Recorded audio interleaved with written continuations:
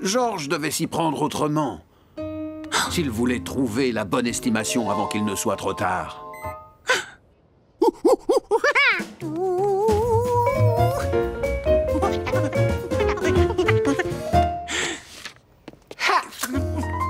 J'ai mis mon bulletin dans la boîte, alors reviens à 17 h pour assister à mon triomphe, d'accord? Je vais essayer de retrouver Charlie. Tiens, attrape.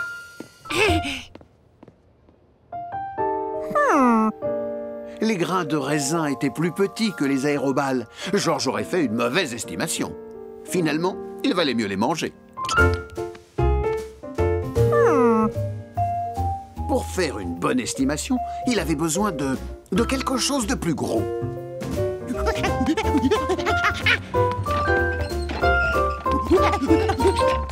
Bonjour, Georges. Je vais donner ces affaires à une œuvre de bienfaisance pour que quelqu'un puisse en profiter. Ah, ma vieille collection de billes. Oh, il y en a de toutes sortes. Œil de chat, agate, goutte d'eau et même des voiles de dragon. En termes de grosseur, c'est ce qui se rapprochait le plus de la balle en caoutchouc. Elle t'intéresse? Vas-y, prends-les. Ça me fait plaisir, Georges.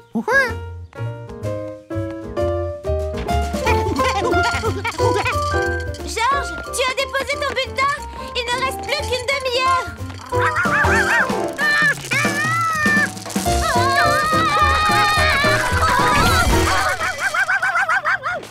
Oh, ce Charlie est un vrai danger ambulant. Oh, tu te sers de billes pour estimer le nombre d'aéroballes? Franchement, ce n'est pas bête comme idée. Regarde, d'après mes calculs, ça devrait plutôt avoir la grosseur d'une balle de golf. Pour mon estimation, il faudrait que je remplisse cette boîte de balles de golf. Seulement, je ne sais pas où en trouver autant. Hey!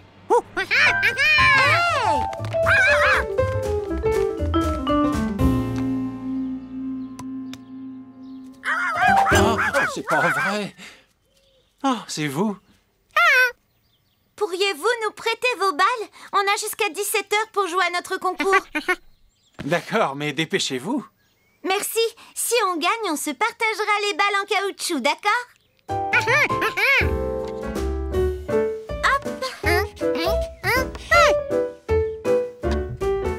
Cette boîte à gâteaux fait le tiers de la partie de la fusée qui contient les aéroballes. On a pu mettre dedans 40 balles. Alors, 3 fois 40 égale 120. On la tient, notre estimation. Alors allons-y, il est bientôt 17 h.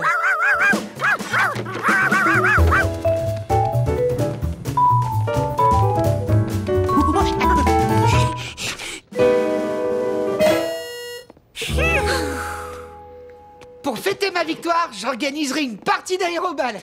Peut-être même que vous pourrez y jouer. Hein?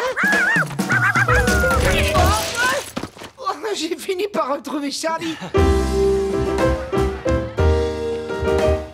Attention, nous avons 2 gagnants. C'est Betty et Georges qui ont donné l'estimation la plus proche avec 120 balles. Tu as entendu, Georges? Youhou! Oh, je n'y comprends rien. J'ai divisé le nombre de balles rouges par celui des vertes et multiplié par celui des oranges. Mais elle est où, mon erreur? Alors, les heureux gagnants, comment vous allez vous partager le prix? On va en donner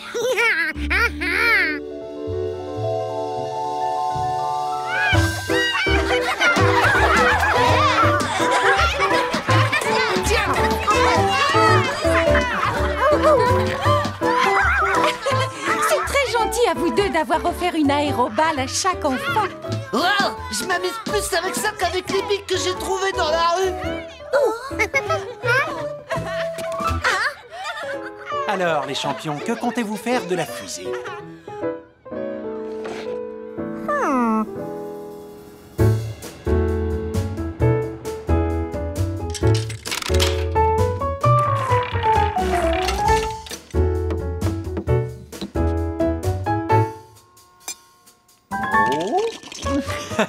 Vous pouvez jouer au golf avec moi quand vous voulez.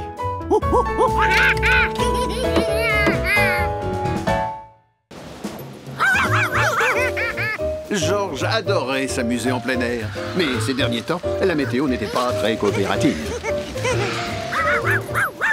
Quand il voulait jouer au football, il y avait trop de vent. Quand il voulait jouer au cerf-volant,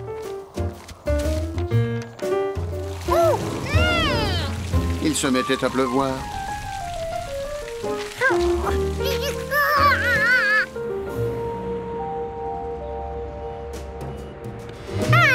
Bonjour, Georges. Et quand il voulait sauter dans les flaques d'eau, il ne pleuvait pas suffisamment.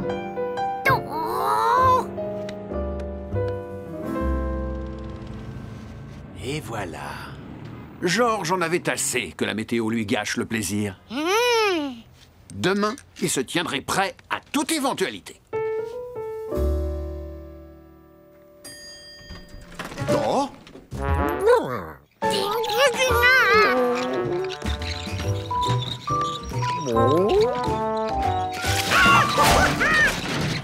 Georges, tu ne t'es pas fait mal?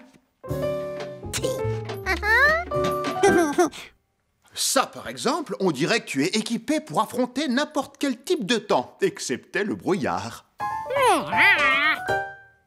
Oh!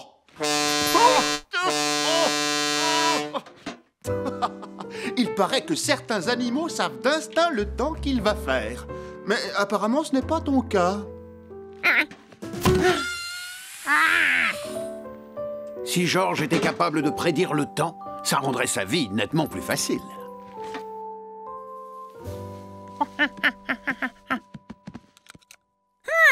Comment tu le trouves? Je l'ai appelé « Quand le ciel s'embrase, le marin est en extase ».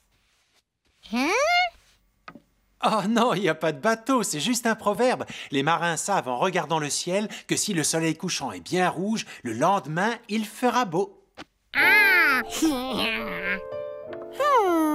Si les marins peuvent prédire le temps en regardant le ciel, peut-être que les petits singes aussi. Il décida de dessiner le ciel selon les moments de la journée et le temps qu'il faisait. Il commença par un beau soleil couchant. Puis il dessina un soleil brillant de plein après-midi.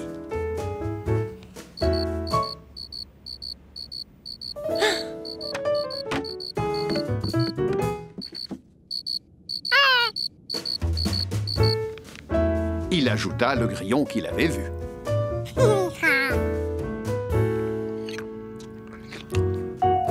Le lendemain matin, il dessina les nuages gris qui couvraient le ciel peu à peu.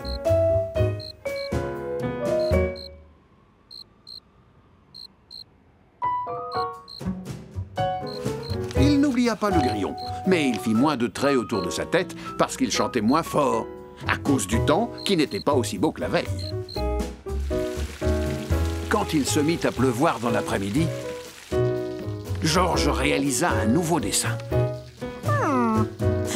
Alors, comme ça, les nuages annonçaient la pluie. Tous ces dessins allaient lui être très utiles. Le jour suivant, il y avait encore des nuages, mais ils étaient très différents. On dirait qu'il va faire beau aujourd'hui. Si on allait au parc pour pique-niquer.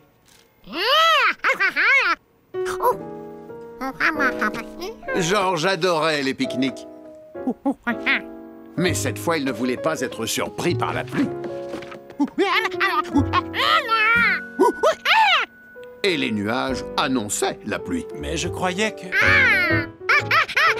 Bon, d'accord, on peut aussi manger ici. Tu as fini, Georges? On aurait mieux fait de sortir avec ce beau temps.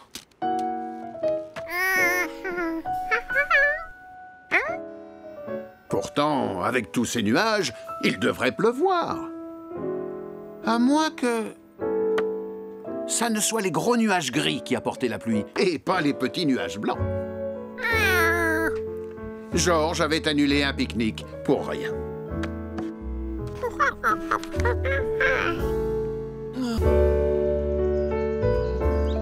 Il faisait très beau ce jour-là. C'était le temps idéal pour faire du cerf-volant avec Billy. Plus vite! Mais Billy était occupé à gronder une motte de terre. Vas-y! Vas-y, montre-moi que t'es le plus rapide. Georges était sûr que les mottes de terre ne savaient pas courir malgré tous les encouragements. Bonjour, Georges. Ce n'est pas en ville qu'on peut organiser des courses de vers de terre, hein? Ils sont là-dedans, en train de creuser. Celui qui sort le premier a gagné. En voilà un! C'est Freddy qui mène!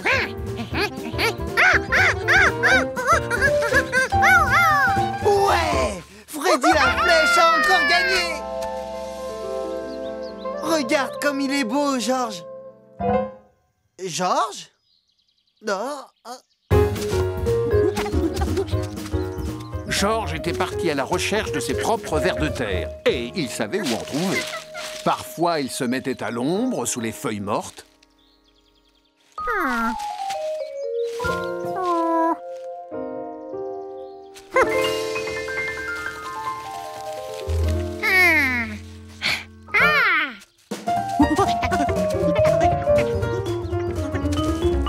Parfois, il se cachait sous les rosiers, là où la terre était moins dure.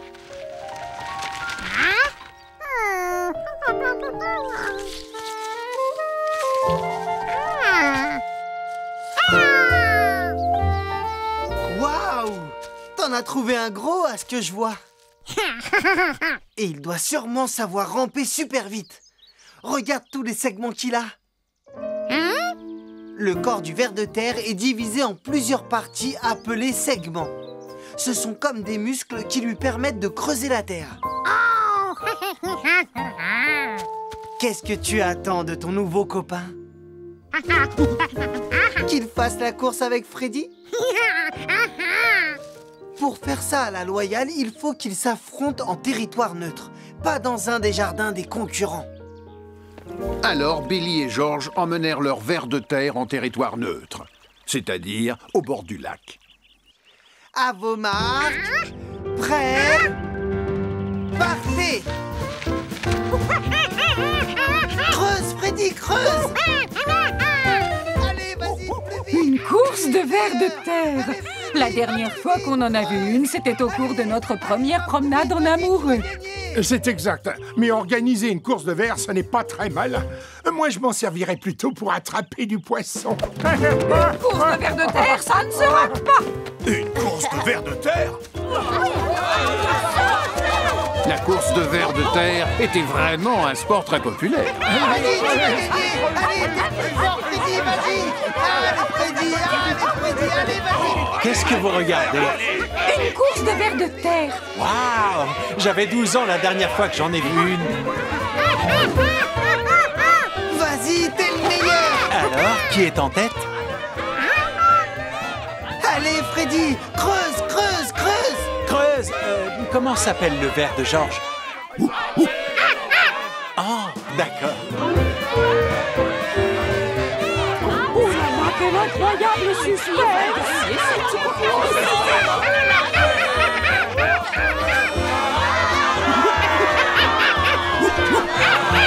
Creuse!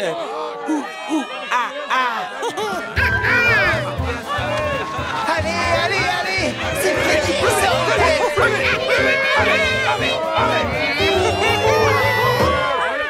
Et le gagnant est... J'ai jamais entendu ce nom-là. Le gagnant est le ver de Georges et il gagne d'un segment.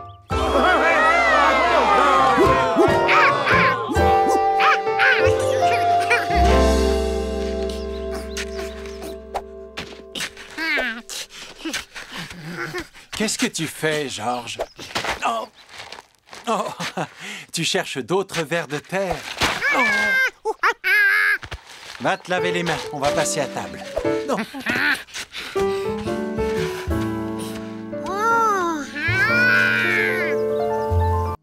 Mon escalier en colimaçon. Georges, tu n'aurais pas vu mon dessin d'escalier en colimaçon? Oh, c'est pas possible. Il ne manquait plus que ça. Oh. Oh. Oh. Merci. Le professeur Wiseman m'a conseillé de montrer mes croquis au professeur Forbin, mais je ne sais pas pourquoi. Elle m'a juste dit de venir en vitesse et que c'était une chance à ne pas rater. Allons-y, il n'y a pas de temps à perdre.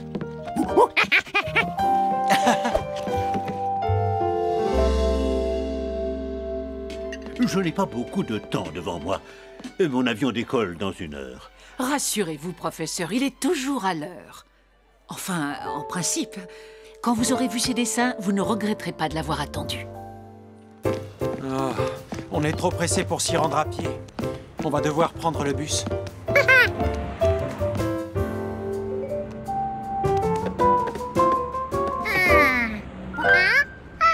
Tu veux que je te montre notre trajet sur le plan? D'accord. On est juste ici. Et on doit se rendre là, à l'autre bout du parc. On va aller jusqu'à la bibliothèque et tourner à gauche. Ensuite, on va passer la première rue, la deuxième, et ainsi de suite jusqu'à la 10e. Puis on tournera de nouveau à gauche avant de descendre à la tour de verre. Georges aurait bien voulu prendre un plan pour suivre l'itinéraire du bus, mais il n'en restait plus. Voilà notre bus.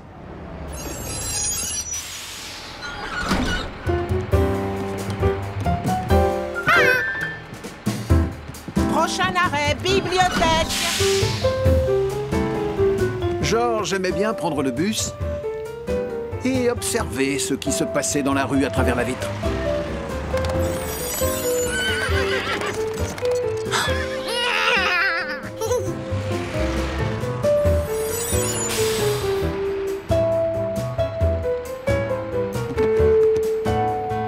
Tout à coup, il tomba sur quelque chose qui attira vivement son attention.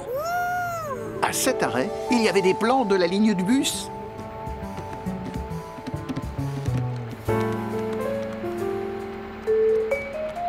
Georges? Georges, reviens!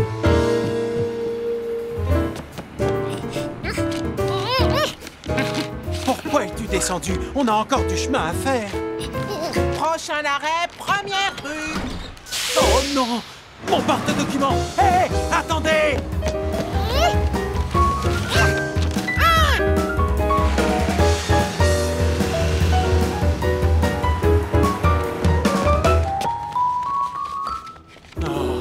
Allons, allons, allons. Calmons-nous. Il n'y a pas de problème. Il n'y a pas de problème. Le bus vient de partir avec mon dossier. Ce n'est pas la fin du monde. Oh, mais je dois présenter le dossier dans 7 minutes.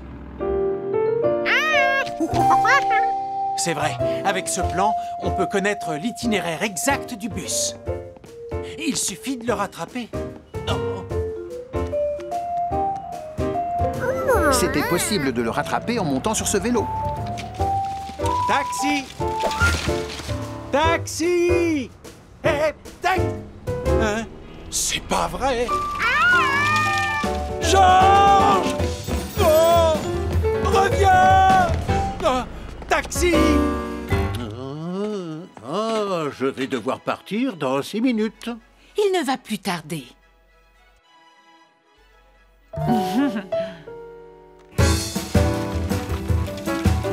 Grâce au plan, Georges savait qu'il suivait le même trajet que le bus.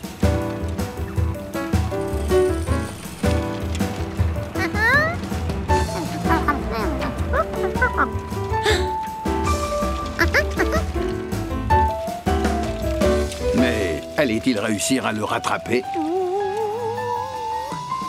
Taxi! Vite, je voudrais prendre ce bus. Vous prenez un taxi pour prendre un bus? Et faites-moi signe si vous apercevez un singe sur un vélo. Vous voulez que je me mette à chercher un singe à vélo?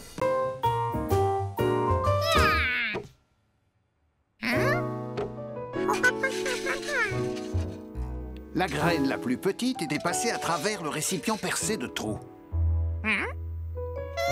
Georges se demandait si ça donnait le même résultat avec les graines marron et les graines blanches.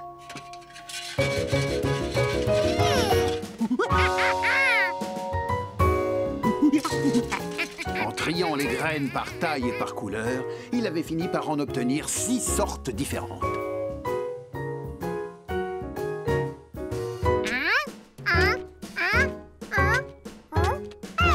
Et il y avait justement 6 sachets. Georges avait réussi à tout remettre en ordre. Désormais, il pouvait les planter dans le jardin.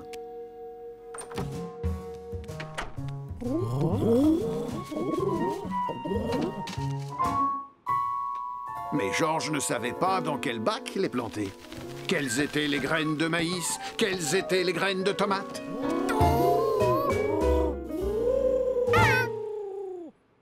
En plus, il avait oublié tous ces pigeons affamés. Personne n'était capable de reconnaître une graine juste en la regardant.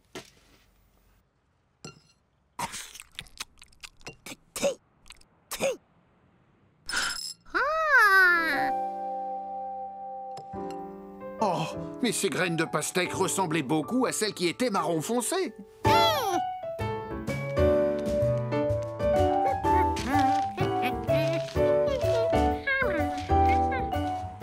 Eh bien, tu vas en faire une belle salade avec tous ces légumes.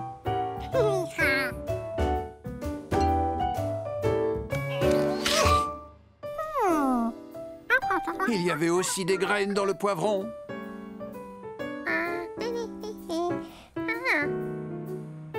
Et elles ressemblaient à celles qui étaient blanches.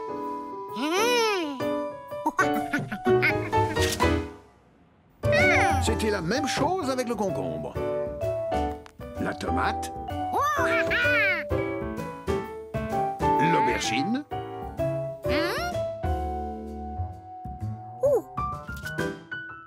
Et même avec le maïs. Georges, le professeur Wiseman a tout un livre sur les graines.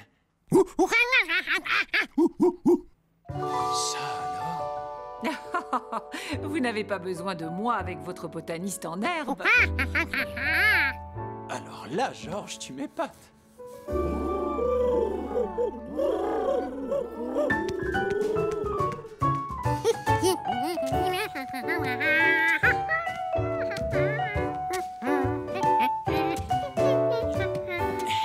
Et voilà le travail. Que va-t-on faire des graines qui restent?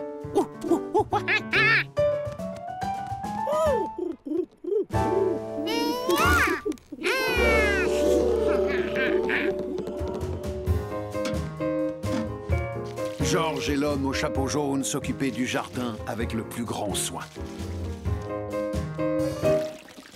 Georges?